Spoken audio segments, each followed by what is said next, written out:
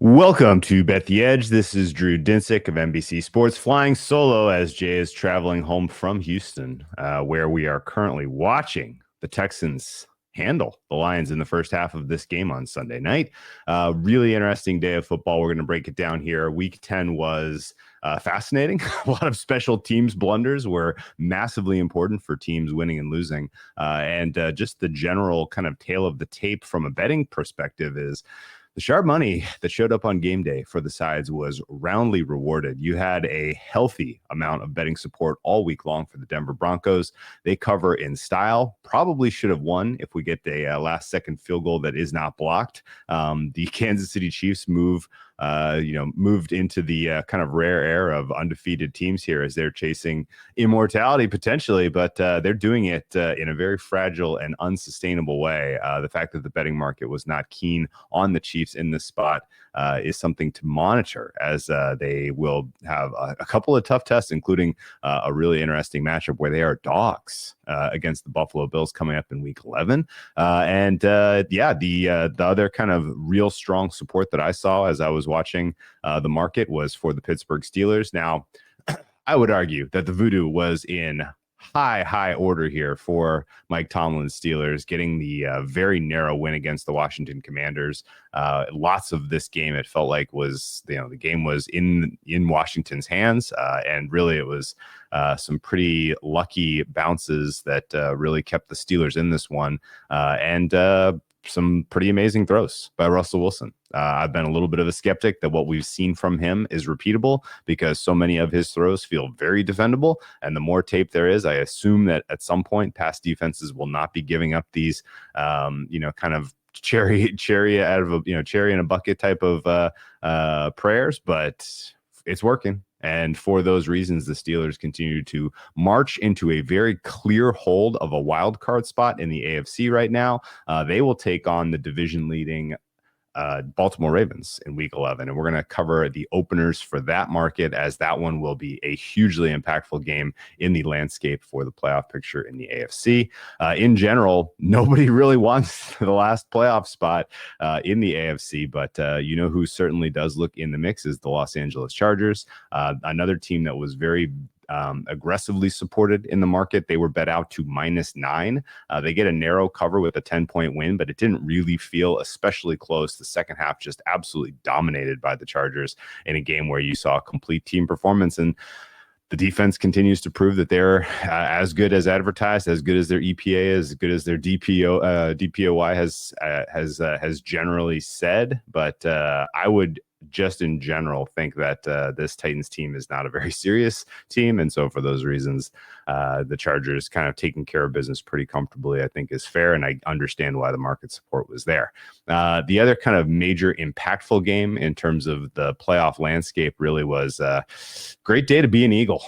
The Philadelphia fans in general glee, as not only did they take a meaningful step forward while the Commanders take a loss, giving them the potential to really put themselves in a very solid state in the race for the NFC East as they take on the Commanders on Thursday Night Football. Well, not only did the Commanders lose, but really everyone else that the Eagles would want to see take a step backwards did.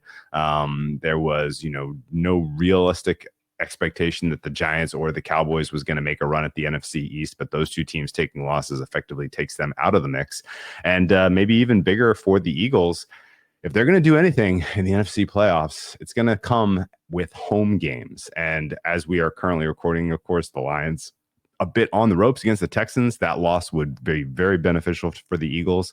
But even more quietly, the Young Ho Koo missing field goals against the Saints and really just allowing the Rizzler and the interim coach bump to carry another team to an improbable win. The Saints beat the Falcons, and the Falcons really had a nice leg up on the Eagles with their head-to-head victory in terms of a tiebreak for seeding purposes in the NFC playoff picture. So this loss for the Falcons, who have a very easy schedule for the remainder of the season, is massive for allowing the door open for the Eagles to get a 2 or potentially even a 1 seed in the NFC and have some home games come January, which of course will be massive if they expect to make another run deep into the playoffs. So really The good teams, the teams that we expected to do well, the teams that we expected to kind of sharpen their swords as we kind of round through the middle portion of the season, generally did. Buffalo Bills with an easy cover against the Colts. Hat tip to Jay for his best bet of the week being the Buffalo Bills and laying the points. 10-point win. Flacco looked lost. Buffalo Bills defense really did it, almost all of it. Didn't really have to see much from Josh Allen in this one. He was pretty average, just in general, 14th in EPA per play in week 10. But didn't matter because the Buffalo defense was masterful and Flacco was miserable. The most impressive quarterback performance of the week goes to Arizona's Kyler Murray. The Cardinals maintain their narrow lead in the NFC West with an incredible wire-to-wire thumping of the Jets. The Jets had extra time and extra prep, extra long week to get ready for this game. And if you watched this, you got the sense that there was one well-prepared team and there was one team that was lost. And it was the Jets who were lost, and the Cardinals looked absolutely razor sharp here. Kyler Murray he's rounding into the MVP discussion. I think it has to be said. He is now putting together back-to-back weeks of exceptional performance from the quarterback. 0.756 EPA per play. The Cardinals generated almost an entire point of expected offense every time Kyler Murray dropped back. That is truly spectacular. And to do it against the Jets defense, who was so vaunted and so well respected coming into this season, is especially interesting.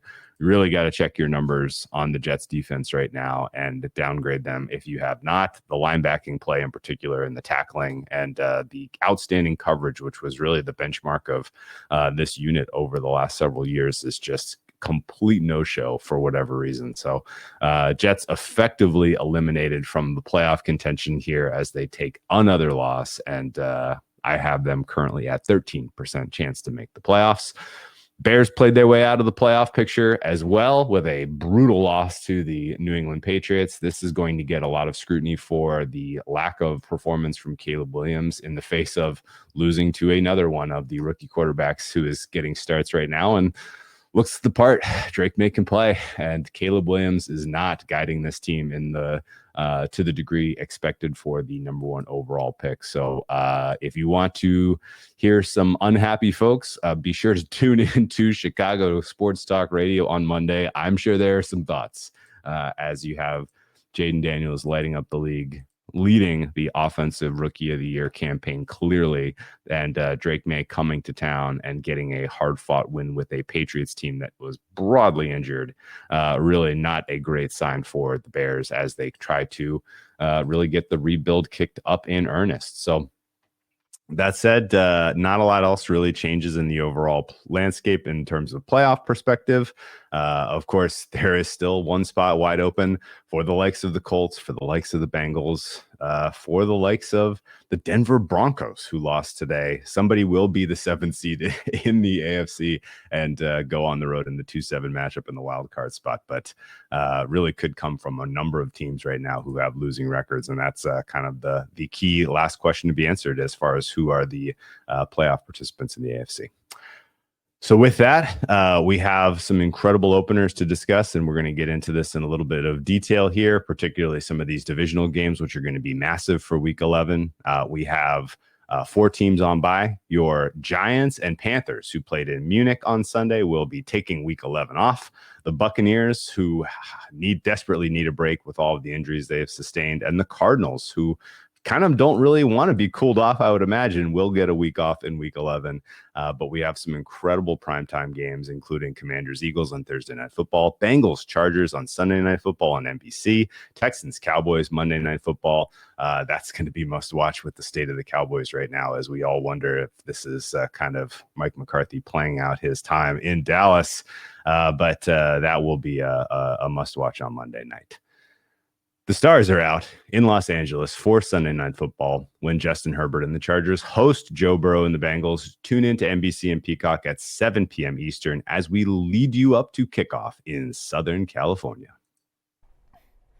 As you all know by now, we've teamed up with BetMGM this season. We'll be using BetMGM lines to make all our picks, and we'll have special offers for our listeners each week. If you haven't signed up to BetMGM yet, use bonus code BETEDGE, and you'll get up to a $1,500 first bet offer on your first wager with BetMGM. Here's how it works. Download the BetMGM app and sign up using bonus code BETEDGE. Deposit at least $10 and place your first wager on any game, and you'll receive up to $1,500 in bonus bets if your first bet loses. Just make sure you use bonus code BETEDGE when you sign up. See BetMGM.com for terms. 21 plus only. U.S. promotional offers not available in New York, Nevada, Ontario, or Puerto Rico. Gambling problem? Call 1-800-GAMBLER. Available in the U.S. Call 877-8-HOPE-NY or text HOPE-NY 467-369 in New York. Call 1-800-NEXT-STEP in Arizona, 1-800-327-5050 in Massachusetts, 1-800-BETS-OFF in Iowa, 1-800-981-0023 in Puerto Rico. First bet offer for new customers only, subject to eligibility requirements. Rewards are non-withdrawable bonus bets that expire in 7 days in partnership with Kansas Crossing Casino and Hotel. Don't forget, if you haven't signed up for BetMGM yet, use bonus code BETEDGE and get your $1,500 first bet offer today. Okay, let's talk about some of these openers. There's really three I want to key on, and we're going to start with the one that is the biggest head scratcher, and it is an NFC North tilt in Chicago, where the Bears are hosting the Green Bay Packers. Packers coming in off of extra rest as they were on bye week 10. And the reason I want to key on this is because the Packers are 6.5-point favorites on the road. That is a massive, massive number for a Packers team that really has not proven much this year. They've been up and down. They've been just in general having success on defense with some turnovers. And now they take on a Bears squad that is reeling, but the look ahead here was well under 3. And for this to be all the way out to 6.5 in the absence of clear and obvious injuries is pretty surprising to me. Expecting Jordan Love to be back and be at full, somewhat full health. He, of course, is dealing with a groin injury that has potential to be kind of a nagging, longer lasting injury. I don't really see anyone on the injury report for the Packers who will be coming back to support this much of an upgrade. So really this entire opener is telling the story of a massive downgrade for the Bears. There was a little bit of initial money on the Packers that took this from 6 to 6.5 to 7 at one point before some support showed up finally for the Bears. I'll be honest with you, I don't like anything about what the Bears are doing right now at all, on offense in particular. Their defense has been just in general exposed the last couple of weeks. However, 6.5 is too big of a number. This is a potential for a pretty violent overreaction to what people saw with the Bears losing as 6-point favorites to the New England Patriots. And I'm going to kind of dig in a little bit more to see if there was an important injury to the Bears that is really telling the story here, because all I have is offensive lineman Tevin Jenkins ruled out against the Patriots team. So the market could not be colder on the Bears. This is a potential buy low. So it is going to be Bears or pass for me in the tilt with the oldest rivalry in the NFL. Bears Packers. The next divisional game I want to touch on as far as openers is the Ravens and the Steelers. This one is fascinating because the balance of the AFC North will really come down to these two teams in these two head-to-heads.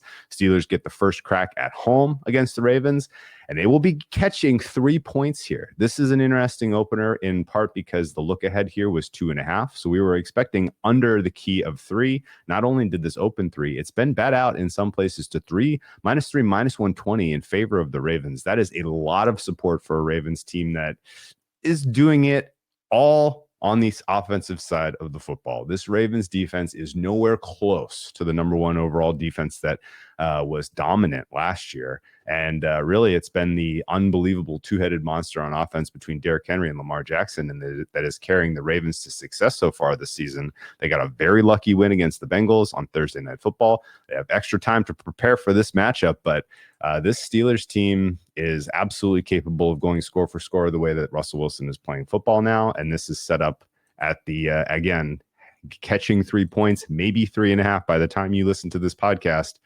This is setting up for the home Steelers or pass.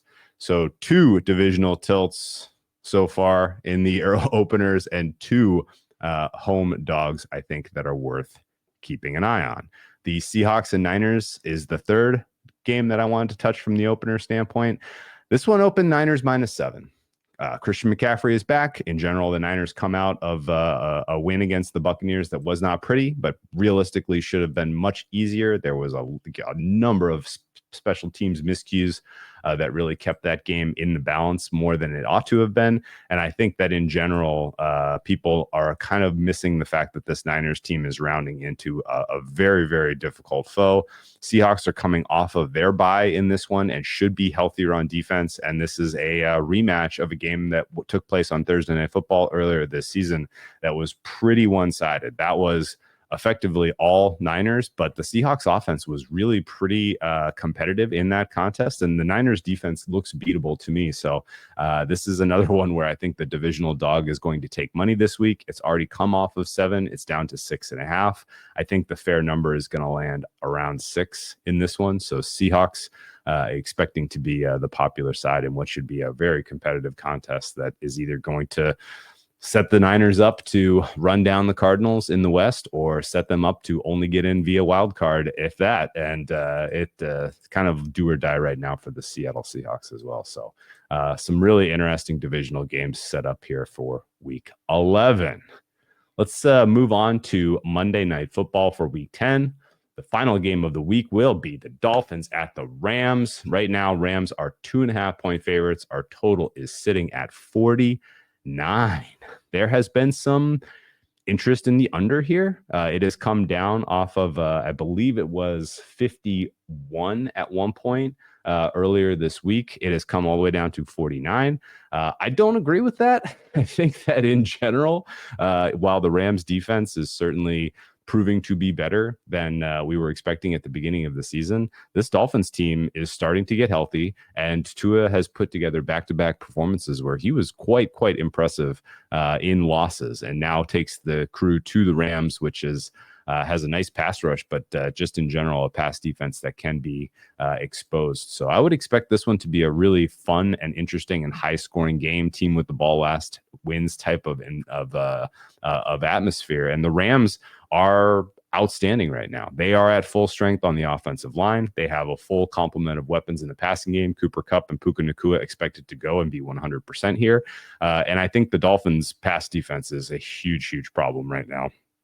They're really only getting pressure out of a few pieces on the D line, and if they are not generating pressure, then they are broadly getting exposed. And I think ultimately that is spelling most of the support here for the Rams, who are out to 2.5-point favorites. I would not expect this to get to 3. I think it has found its level at 2.5.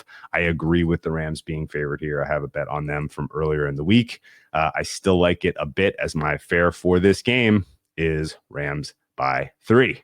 My fair total is 51, so if I had to make a bet right now, I would actually take the over, disagreeing with the steam that has pushed this down to 49. I think we are going to see a pretty balanced attack from both of these squads, and pretty decent chance that there are some explosive passing plays that can really help spur some scoring and keep this game and keep this total under pressure. So over 49 for me would be the sharpest look, considering the state of the market.